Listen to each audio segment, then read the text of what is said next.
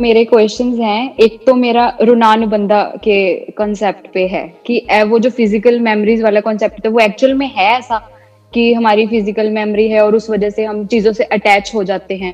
एक तो वो है। और सेकंड मेरा क्वेश्चन है कि हम बोलते हैं कि भगवान ने हमारी किस्मत लिख दी है, हमारी किस्मत में जो होगा अच्छा होगा, मतलब किस्मत का कॉन्सेप्ट कि ऐसा होता है कि भगवान ने हमारी किस्मत लिखी है और जो होता है, जो हमारी किस्मत में लिखा होता है वही होता है हमारे साथ। एक है कि हम एक्सपेक्टेशंस कैसे खत्म कर सकते हैं, जिन लोगों से हम अटैच्ड होते हैं उनसे ऑटोमेटिकली हमें एक्सपेक्टेशन होती है, तो उसको कैसे खत्म कर सकते हैं हम। पहला आपने पूछा मेमोरी से रिलेटेड, मेमोरी का फिजिकल, आपने उससे पहले क्या वर्ड यूज करा था, कुछ बोले थे आप? ऋणानुबंधा। लाइक मैं एक चेयर पे बैठती हूँ और मैं दोबारा उसी चेयर पे जाके बैठ रही हूँ क्योंकि मेरी उसके साथ अटैचमेंट होगी। एक जगह हम किसी घर में रहते हैं तो बोलते हैं कि हमारी उस घर के साथ अटैचमेंट होगी, फिजिकल मेमोरीज उस तो टाइप आप का। ये कहना चाह रहे हो कि अगर हम उस चेयर पे बैठे तो उस चेयर के साथ में हम बंध गए हैं, this is what you are saying, right? Yes yes yes, एक तरह का एक बंधन हो गया है, यानी कि उस चेयर में हमारी मेमोरी स्टोर हो गई है और हमारे अंदर उस चेयर की मेमोरी स्टोर हो गई है और हम उस चेयर के साथ में बंध गए हैं। अब वो चेयर हमको अट्रैक्ट कर रही है और हम चेयर की तरफ अट्रैक्ट हो रहे हैं, that's what you are thinking, right? Yes yes yes, exactly. अगर आप किसी पर्सन की बात करते तो ये लॉजिक समझ आता कि आप किसी पर्सन के टच में आए या उसके कांटेक्ट में आए, अब उस टच की मेमोरी आपके माइंड में भी फीड हो गई है और सामने वाले पर्सन के माइंड में भी फीड हो गई है। बट चेयर में या दीवार में या नॉन लिविंग जो भी कुछ है उसमें, ये सब बातें अंधविश्वास की हैं। ऐसे तो हम कुछ भी मान सकते हैं, there is no scientific foundation to it. Chair के लिए तो सब बराबर है, कोई भी पर्सन हो, किसी भी रिलीजन का हो, किसी भी कंट्री का हो, मेल हो फीमेल हो, चेयर को उससे कोई फर्क नहीं पड़ता है। अगर हल्का सा भी ऐसा कुछ होता तो चेयर भी कुछ ना कुछ रिएक्शन देती ना कुछ करती ना। तो ये सब अंधविश्वास है, मानने को हम कुछ भी मान सकते हैं। अब दूसरा जो आपका क्वेश्चन है उसमें कई अलग अलग एस्पेक्ट्स आपने एक साथ में टच कर दिए। नंबर 1 आपने बात करी किस्मत की, और किस्मत के साथ में आप क्या कॉन्सेप्ट जोड़ रहे हैं? भगवान। भगवान मतलब क्या? पहले तो उस कॉन्सेप्ट को क्वेश्चन करना पड़ेगा और खुद उसको एक्सप्लोर करना पड़ेगा कि जिसको भी हम भगवान समझ रहे हैं वो क्या है, या जिसको भी हम भगवान कह रहे हैं वो क्या है। नंबर 1। नंबर 2, जो इसका जो दूसरा एस्पेक्ट है कि किस्मत। नाउ व्हाट इज किस्मत? एक बार थोड़ा सा ध्यान से समझने की कोशिश करते हैं। क्या किसी भगवान ने लिखी है या हम सब मिल करके किसी एक की किस्मत लिख रहे हैं और हम ब्लेम किसी और पे डाल रहे हैं? ध्यान से समझना, आज अगर कोई किसी ऐसी जगह पे पैदा होता है जहां पर बहुत ज्यादा पोल्यूशन है, पैदा होने के बाद में वो ना चाहते हुए भी दिन की 20-30 सिगरेट पी रहा है, ना चाहते हुए भी, क्योंकि पोल्यूशन इतना है हवा में।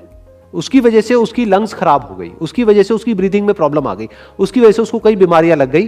तो अब क्या ये उस बच्चे की किस्मत है? क्या ये किसी भगवान ने लिखी उस बच्चे के लिए किस्मत कि तू पैदा होगा मतलब और तेरे को ये बीमारियां होंगी? तो उस बच्चे के ऊपर ये प्रॉब्लम किसकी वजह से आई है? पॉल्यूशन की वजह से। पॉल्यूशन किसकी वजह से हो रहा है? वजह से और खुद, राइट। एनवायरनमेंट को खराब कौन कर रहा है? क्या भगवान? क्या कोई जानवर? लोग मतलब कौन? हम। तो उस बच्चे की किस्मत एक्चुअल में किसने लिखी इस मामले में? हमने मतलब किसने? Human beings. पोल्यूशन की वजह से हर साल लाखों करोड़ों लोग पूरे वर्ल्ड में मर रहे हैं। क्या कोई भगवान बैठ करके किस्मत लिख रहा है उन लोगों के लिए? उन लाखों लोगों की क्या ये किस्मत है? क्या ये डेस्टिनी है? ये पोल्यूशन आया कहां से? ना तो ये नेचर ने किया, ना जानवरों ने किया, ना किसी भगवान ने किया, ये किया इंसान ने। किस इंसान ने? किसी एक इंसान ने नहीं, हम सब ने। तो जो सब कर रहे हैं, जो हम सब कर रहे हैं, उसका असर एक पर हो रहा है और जो एक कर रहा है उसका असर सब पे हो रहा है। मैंने कहीं पढ़ा था कि कुछ साल बाद ऐसी बहुत सारी सिटीज हैं, मतलब आने वाले 20 साल बाद, 30 साल बाद, 50 साल बाद, इंडिया में भी और पूरे वर्ल्ड में भी ऐसी बहुत सारी सिटीज हैं जो ग्लोबल वार्मिंग की वजह से पूरी तरह से पानी में मर्ज हो जाएगी, पूरी तरह से खत्म हो जाएगी। तो वो किसकी वजह से हो रहा है? अभी आपने बोला ओ गॉड, क्या वो गॉड की वजह से हो रहा है? हम याद गॉड को कर रहे हैं, लेकिन वो हो रहा है हमारी वजह से, इंसानों की वजह से, राइट? हाँ, जिसको हम ग्रोथ बोलते हैं उस ग्रोथ की वजह से, जिसको हम प्रोस्पेरिटी बोलते हैं उसकी वजह से। सही है, आई एग्री। तो ये हो गया आपका दूसरा क्वेश्चन। तीसरा क्वेश्चन क्या है? तीसरा क्वेश्चन एक्सपेक्टेशंस। एक्सपेक्टेशंस को खत्म नहीं कर सकते और करना भी नहीं चाहिए। एक है love and compassion which is always unconditional, जैसे एक मां का अपने बच्चे के लिए होता है। लेकिन फिर आती है एक relationship which can't be unconditional. For example, एक माँ बेटे के रिलेशन में प्रॉब्लम क्यों आने लग जाती है? बचपन में तो सब कुछ बड़ा अच्छा चल रहा होता है, बड़े होते ही क्या हो जाता है? जैसे उस बेटे की शादी होती है, क्या हो जाता है? ये सास बहू की कहानियां सुनी है ना आपने? अरे सीरियल्स हैं इतने सारे, मेरे को कुछ बोलने की जरूरत ही नहीं है। सास अपनी बहू को मारने का प्लान बना रही है, बहू पता नहीं सास के साथ में क्या कर रही है, ये वो, मुझे तो कुछ बोलने की जरूरत ही नहीं है भाई, पूरा इंडिया देख रहा है सास बहू का। क्या हो जाता है? क्या वो प्यार खत्म हो गया है माँ का अपने बेटे के लिए? प्यार तो खत्म नहीं हुआ है।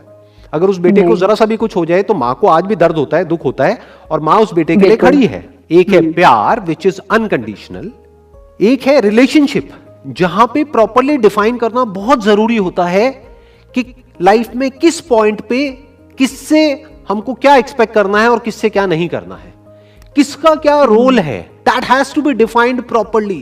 कहां पर कितनी स्पेस होनी चाहिए, कितनी नहीं होनी चाहिए, वो सब डिफाइन करना पड़ेगा। It can't be unconditional. Expectations को कभी खत्म नहीं करना है, कभी भी नहीं, स्पेशली इन अ रिलेशनशिप। आपको सामने वाले से एक्सपेक्ट करना है और उसकी जो एक्सपेक्टेशंस है वो आपको पूरी करनी है, but it must be realistic, it must not be unrealistic, it must be fair for both the parties involved. ये एक तरह का एक एग्रीमेंट है, जैसे बिजनेस में एग्रीमेंट होता है ना, एक तरह का एग्रीमेंट है, एक तरह का गिव एंड टेक है एक रिलेशनशिप में।